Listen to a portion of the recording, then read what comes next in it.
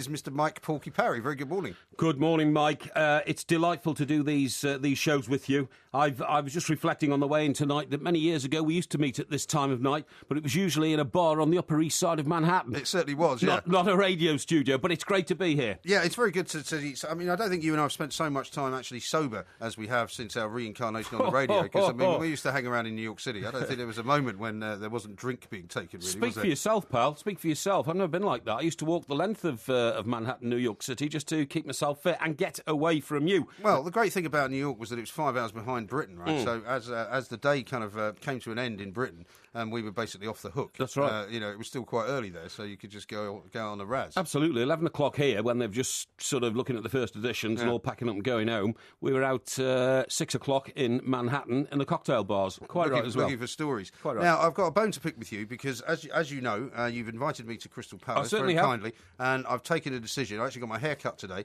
you may have noticed. Wow. And I've taken a decision to go with you on November the 9th to watch Everton presumably trounce Crystal Palace. But ever since you've mentioned Crystal Palace to me, they've been on this horrendous run of bad luck. And last night was the kind of pinnacle of them getting slaughtered by going 1-0 up and getting slaughtered by Fulham. Yeah, they're a bit lucky last night because two absolutely stunning goals which cut back Crystal Palace's lead and then put them in deficit 2-1 at half-time, I think it was. And Ian Holloway said afterwards, what can you do with goals like that? But they are having a bad run, and they do look to me like the sort of club who are going to have to really come up with plan B to get out of the bedevilment of being second from bottom, only Sunderland below them.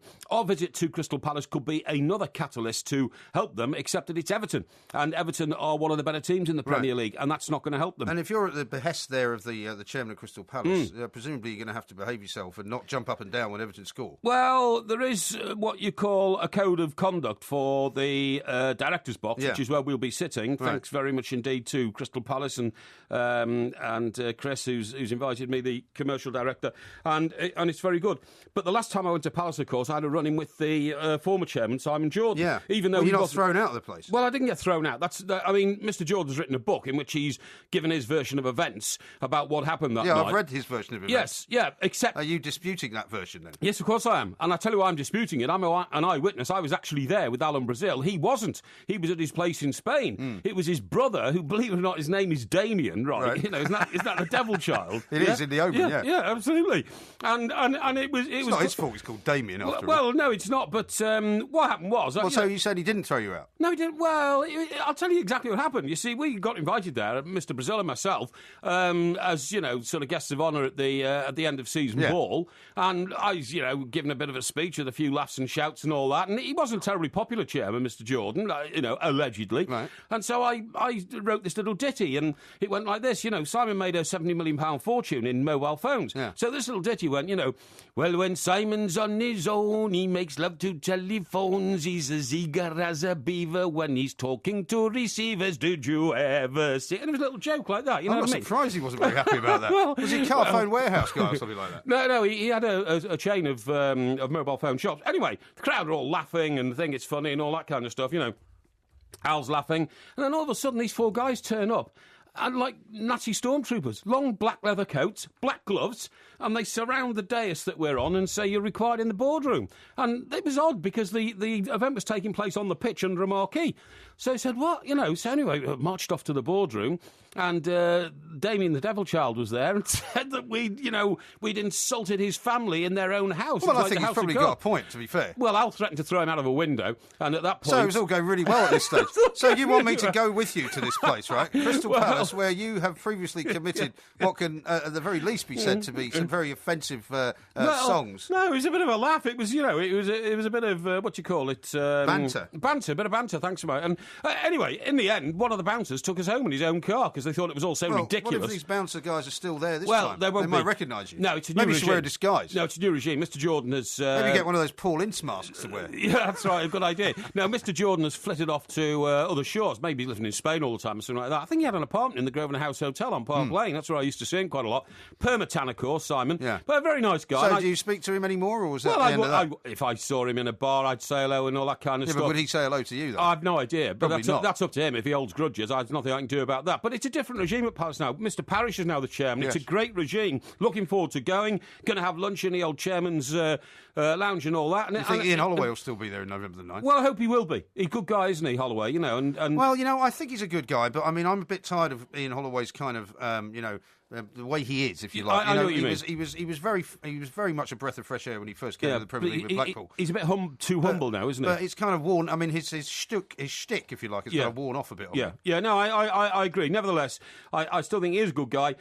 He hasn't had any money to improve the team, and they do have the feeling of a sort of championship club about them. And the ground doesn't help there, you know. No. And this is not the current regime's problem. Ever since, you know, I don't know, 25 years ago, that ground isn't it? I mean, there's one stand there, I think it's called the Arthur Rowley stand. Yeah. Blimey, I'm not joking. You wouldn't knock that down and send it to a third world country for them to use as a football stand. It's just not good enough. Well, I was rather hoping it might have improved a bit since the last time we were there, because that was what I was telling you the last time you were here, that was one of the most miserable nights of my life. Well, you know, you don't have to come if you don't want, Mike. You know, there are plenty of people who'd like to occupy the seats I'm offering to you. I'd like to come, but I just want to make sure that, one, we're not going to arrive and suddenly be spotted by some bouncers and thrown out immediately. You know, two, that somebody's not going to come up and start accusing you of being, in some way out of sorts or about to sing. You're not going to sing or anything. Oh, no, I'm well liked at Palace, believe me. You've got to remember, it's my nearest Premier League ground, right? I live in Stockbroke Belt, Surrey. Right. This is in Croydon, just on the edge of Stockbroke Belt. How am I going to get there, by the way? Are you going to pick me up? No, I'm going to pick you up. You've got feet, haven't you? Get on a train from, I think from Victoria. Well, you should hear about my experience on the train today. I mean, it took me a lot of whinging. 3 hours to get from Sussex up to London. I mean, it's absolutely What a lot of whinging ridiculous. you were doing. What were you whinging about? Well, because there was no train, first of all. I mean, I got there to get a 10:44 train. Well, you're probably late. Probably missed it. 10:43. No, at 10:43, the announcement came that the next train was at 11:06, which was the next train anyway. And then that one didn't come till about 11:30. And then it stopped practically all the way up. It was behind a freight train. Then they said they didn't have a train crew to run it. Get delayed. Shambles. Trains get delayed. And anyway, you were in no hurry. I mean, you know, your show is a classic highlight of the overnight broadcasting schedule that we have here at Talk Sport. Yeah, I know. What were you rushing back to London for? Well, because I have to come back and prepare myself for the show. Of course you do, yeah. You know, there's a lot I have to think about, a lot I have to research. People like you need a lot of preparation, believe me. Trains. Mussolini made them run on time, but you can't. Yeah, well, it's nothing to do with me, and that's a horrible word. This is Talk Sport Extra Time. I'm Mike Graham. Mr. Mike Parry and I will be back next.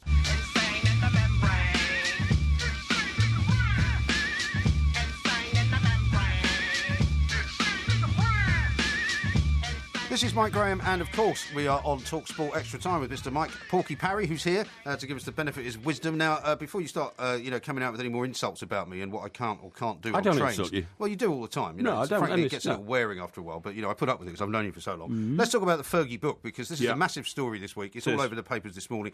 Amazingly, I think the idea that David Moyes has had to have his press conference organised for 1:30 so that he doesn't get asked any questions about the embargoed speech at 2:00 from Fergie is amazing, right? Because David Moyes is really, obviously, in a very bad place, and I know that you're not keen on David Moyes anyway. So we don't... No, that's not true. I like David Moyes. He's a good guy, but I didn't like the way he left Everton. But that's history. That is history. But as far as the Fergie book is concerned, we've been talking about it already on the show. He's obviously not going to slag off the Glazers. They still employ him. He's obviously not going to slag off anybody still at Manchester United. But he's got a whole wealth of stories that he can tell about the likes of David Beckham, about the likes of Van Nistelrooy. Apparently he's going to have a real go at Carlos Tevez and Rafa Benitez. I mean, it's going to be an amazing book, isn't it? It's going to be a sensational book, and it is going to outshine anything that's happening currently on the pitch at Old Trafford. You're absolutely right. I've got a list here of people who might be getting it. This is courtesy of Tuesday morning's Telegraph. They say, as you just have done, Benitez, Beckham, Wayne Rooney, Gabriel Heinze for being one of the worst signings ever, Owen Hargreaves for his attitude, Ruud van Nistelrooy, Peter Kenyon, the chief executive who went to Chelsea. Is he still at Chelsea? No, he's not. He runs his own business in New York, I think, now. Okay. And I met him recently at Chelsea and Everton there and had lunch with him. Very, very, very great guy, Kenyon, knows exactly what he's doing. Carlos Tevez and JP McManus and John Magnier, remember, over the... Yeah, because he's never really told the whole story about that, has he? Gibraltar Rock and Roy Keane. Roy Keane, apparently, I've read in some paper over the weekend, is so concerned at what might be said. He's already gone to the LMA, the League Managers Association, of which Ferguson is on the board, I think, and said, look, you've got to pull this back if this is going to be serious, because I'm going to get into legals if there's anything I think is... and the LMA have said, well, it's nothing to do with us, mate. You'll have to go and find some independent advice. And also, technically, he's not in a managerial situation anymore, so why should they protect him? Protect who? Protect Roy Keane? Well, no, I think what Roy Keane is saying is you could find yourself with an embarrassing situation if I suddenly go after Ferguson, as he is an LMA representative. But what you said earlier, Mike, on this show, as I was driving in, I was listening to you saying that, the shadow of Ferguson's always there. Let me tell you a story about Liverpool. Because I was talking about Hodgson and Dalglish. That must have been a difficult time for him. Well, you're absolutely right. If you take the example of Hodgson and Dalglish, it all went wrong for Roy Hodgson for a number of reasons at Liverpool. But I'm sure one of them was because of the influence of Dalglish. And the story I heard from a source that was actually there at the time, and I heard that this story this season, was that when Roy Hodgson pulled the backroom team together for the first time at Liverpool, when he'd been appointed as manager, a lot of the people there were, had connections with Kenny Dalglish. He called them all together in a dressing room to give them his initial briefing as the new boss of Liverpool. I was astonished, absolutely astonished, to find Kenny Dalglish sitting there. And Dalglish didn't have a role at the club. Right. He was just the best-known ex-player, the best-known ex-manager, and a super fan of Liverpool FC. But he suddenly turns up. Not only that, a top executive of Liverpool also came in, sat down next to Kenny Dalglish. Roy Hodgson, clearly felt a little bit intimidated, gave his address to all the coaching staff. I hope he didn't tell that joke about a space monkey. No, absolutely, no, we didn't. And gave an address, and then when he'd finished, the senior executive of Liverpool turned to Dalglish and said, OK, what do you think about that, King? And called him King in front of Roy Hodgson. And Roy Hodgson said, from that moment on, I knew that I was going to be fighting a battle for recognition, credibility and everything else. It's an impossible situation, and I mean, it must be the same for Moyes, because like Absolutely. I said, every time they show him on the touchline, and I know you've kind of described him as he always looks like a man who's on the verge of something. I'm not quite sure what, but his eyes are kind of bulging out of his head. He never looks very happy. And then they pan up to Sir Alex Ferguson, sort of lounging up in the expensive seats. Like he's sitting on a beach. Yeah, having a lovely time, no pressure. But just his very presence is causing Moyes all sorts of anguish. I totally agree with you. Going back to Liverpool again, brutally, when Bill Shankly retired in the early 70s, and he regretted retiring, he retired prematurely, Liverpool wouldn't even let him back into the training ground. He had to go and train at Belfield, which was Everton's training ground in those days, because he lived just round the corner. I mean, their treatment of him was brutal. He was waiting for a call when Liverpool went back into Europe, hoping expecting a call to say you're on the plane. They were going over to Germany. Yeah. The call never came. He had to, if he wanted to go, he was told he had to make his own way there. He was completely frozen out, and that was at the behest of the new manager, Bob Paisley, who had worked with him for 30 years, and who brutally said, "Look, if I'm going to be the boss now, Bill can't come anywhere near the ground." And that's the way it has to be. It has to be. And I think if Moyes doesn't do that, then he's going to be haunted by this for the whole season and possibly beyond. Because, there is no way at the moment that there is not an effect that's coming from Ferguson. I totally agree with you. I saw Jurgen Klopp on the box tonight, talking ahead of the Arsenal game this week. And Klopp had a big smile on his face. He's a very distinctive-looking man. He spoke perfect English. I don't mean this in any rude sort of way. He'd be great in the Premier League, wouldn't he? We'd love to have him. He spoke better English than David Moyes does. And the reason I say that is because he has enunciated English. David Moyes is obviously a Scotsman and all that kind of stuff. But he looked so in charge of the job. Literally smiling all the time, full of it. David looks so haunted. Yeah. Whenever he you is see haunted. him. I mean, he goes to sleep at night, and he sees Alex Ferguson's face. He wakes up in the morning, he sees it as well. And this book this week's not going to do him any good, because it's going to, focus again on Ferguson, focus on the problems Ferguson had and got over. Because Ferguson got over all his problems. He had to, because that's why he was so successful. The Wayne Rooney thing, on the back of tomorrow morning's Sun, Fergie takes the peace. Alex Ferguson aims to keep the peace between Wayne Rooney and Manchester United. Autobiography comes out today, 2 days before Rooney's 28th birthday. United source says there's obviously some ease about it, but we think it's going to be okay. So it looks as though he might have, pulled back on that. Might not be said about Wayne. However, it's not expected he'll write something that would cause problems for the new boss. Well, he can't walk away from what he said before, though, which is that Wayne Rooney asked for a transfer. I mean, Wayne Rooney himself has at least come up and said he was unhappy at Manchester United because he was playing out of position, and he's more or less admitted admitted that he did want to leave. The version I heard, I might have told you this before, was that he said at one stage to Ferguson, I want to start the games, why aren't you playing me? And when Ferguson said, for reasons of, my self-belief in management, and Rooney apparently turned around and said, look, if you're not going to play, might as well go somewhere else. So it wasn't, my understanding is it wasn't a direct, I want a transfer. Yeah. It was a throwaway comment about, well, I might as well be playing for the... He and didn't Fergie then stitched him up. Yeah, well... I don't think there's any doubt about that. Well, we don't know that. But the book will be fascinating. And the other interesting thing, Mike, from our point of view in our profession, this book is not being serialised in any newspaper. So our colleagues are desperate to get hold of the first copy of this book, and every paper will be doing their own review of the book, which will be in Wednesday morning's papers. And we're going to be doing our very own version of it here on TalkSport throughout the course of the afternoon, of course, after 2 o'clock. Now, I'm going to pick a bone with you, actually, as well, because aside from you coming in here and insulting me from time to time, you insult me all the time on Twitter, and you wrote something yesterday which I have absolutely no recollection of, right? You first of all were making fun of Harry Redknapp getting a ball in the face, and you said that at some point or other you had hit some kind of snooker ball in my face. Yeah. I have no recollection of that at all. Well, if I'd been hit by a snooker ball, I think I'd remember it. No, you wouldn't. I'll tell you the circumstances, right? And this is not a good story for you. You'll regret raising this. Well, I'll explain because to I you want to clear the air on this. All I said was Harry Redknapp got hit by that ball in the face. He wasn't happy about it. And all I said to you in a Twitter was, do you remember when you got smashed in the face with a ball? Remember but it's a snooker ball. Well, I'll tell you why you don't remember it. I flew into New York the day after your firstborn was born, Emma. My daughter. That's right. You had a house down on 34th Street, right? Yeah. And I came in from the airport and I got into a hotel and I was, getting myself sorted. You came to meet me. We were going to have a quick drink in the bar and then we're going back to see your newborn. It was a celebration. You were a father for the first time. Yeah, of course. On the way down, you suddenly remembered a new snooker club had opened down in Lower Manhattan. Yeah, I remember that place. Right, let's go around there and just have a look. It was near my office. Well, when we got there, we got in there. Let's have a frame. Anyway, you got completely plastered. You said that you were excited about your newborn, and at one stage you were kneeling down at the far table, the far pocket, right, trying to see whether I was going to hit a ball at an angle and pot it, which I was about to. And all of a sudden, I smacked it. I smacked it too hard, and the ball came off the cushion and smacked into your face. And you got a bruise on your face. I don't remember any of this. Yeah. Well, the reason is because you'd had about 6 bottles of Chardonnay at the time, celebrating your newborn. That's a very happy time when you have a child. Well, you wouldn't know about that, obviously. That's a nice bar. Yeah, well, what's that supposed to be? That's just the way it goes, isn't it? Yeah, it's just the way it goes. Yeah, but if I'd have been a father, I'd have been a responsible father. Really? I wouldn't have gone out drinking for 6.5 hours. Really? Got absolutely plastered. Somebody smashed me a snooker ball, smashed me in the face with a snooker ball. I can't even remember it. And when we staggered home, you were so intoxicated, you thought for the first few seconds when you got inside your house that you'd had twins.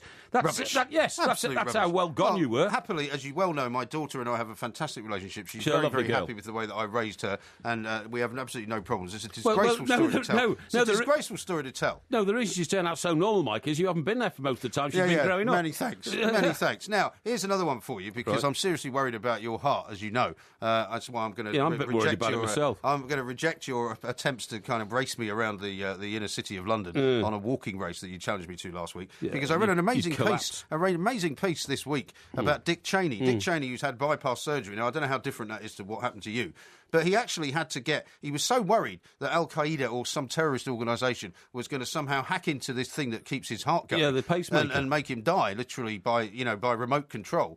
That he's had some kind of special antivirus thing put around this machine. It's amazing. So that nobody can hack into it. You might have to worry about something like that. Well, I've never heard of that before. What he's got, as I understand, is not actually a pacemaker. It's a regulator, and there is a difference. It's to regulate the heartbeat rather than control it, if you see what I mean, or something like that. I don't know. But I know a little bit about heart surgery, obviously, because I'm a student of that sort of thing, having watched my own heart being opened up on a screen above you. Well, you're awake. They do it. Yeah, you're awake when they do it. Yeah. It's quite amazing. But did they give you a souvenir or anything like the bit they cut out? No, nothing like that. You don't keep it or anything. No. But the point of my story is that whilst Dick Cheney has that to worry about, what I often worry about is whether anybody will Mickey Finn my tablets, because of course I take 22 tablets a day. 22 tablets a day? Yeah, to keep the... Well, how often do you have to take a tablet then? I take... like 1 an hour or something? No. I take 16 in the morning and I take 6 at night before I go to bed. 16? Yeah, take 16 in the morning each morning. This sounds like another reason not to go to Crystal Palace. So I have to sit there while you kind of honk all these pills down. No, I take them... excuse me, while I just put my starter to the side, I'm just going to take about 65 pills. do you know what the easiest way to do them? Sometimes I put them in the porridge, and then I don't even notice I'm taking them. You see what I mean? That's what you do with dogs. You put medicine in the food so they don't taste it. Well, thank you very much for comparing me to a dog, Mike. That's and you say that I'm insulting you all the time. Well, that's not what I said. That's not what I said. Honestly, that is a really despicable thing to say. The reason I put them into the porridge is they don't taste. They're quite bitter, some of them, so you have to take them to something sweet. Right. And then the 6 you must have a house full of these pills, then. Oh, I have. In fact, if I had my phone here, I actually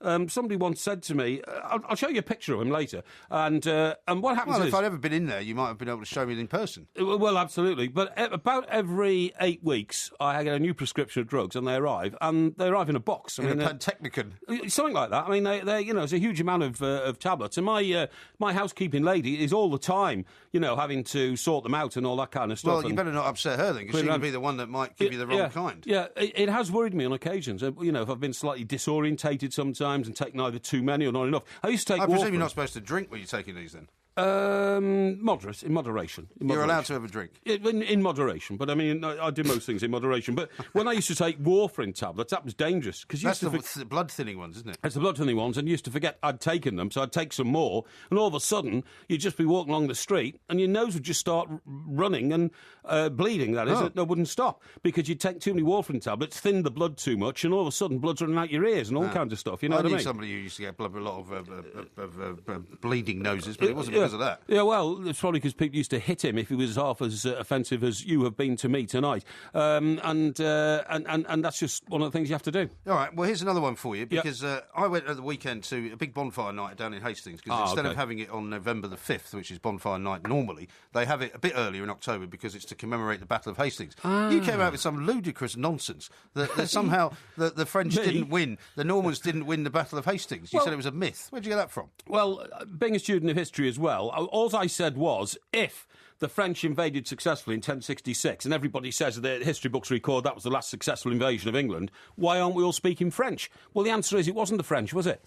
Well, who was it then? It was the Normans. Yeah. And the Normans spoke a kind of French. No. The Anglo-Saxon relationship was, in fact, one of a meeting of minds. And when the Normans got here, everybody was happy again. That's why we kept speaking English. Well, that's why we don't speak French. But there's a lot of people that have Norman names that have carried on through the years, through the ages. No, it's not. They all live in the Channel Islands. Matt Le Tissier and people like that. Yeah. Well, there are other Norman names that are. No, but to say that it's a myth that the Normans won is absolute nonsense. It is an absolute myth. William the Conqueror was the guy who did it, right? Now, his son was William II. He invented the New Forest. That's the oldest. He invented the New Forest? Yeah, that's the oldest forest. Was he God?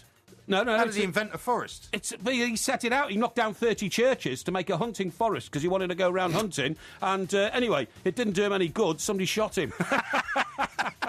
not with a gun. With a bow and arrow. On Thursday, we're going to come up with a history test for you because this is going to be too funny for words. Mike Porky Parry.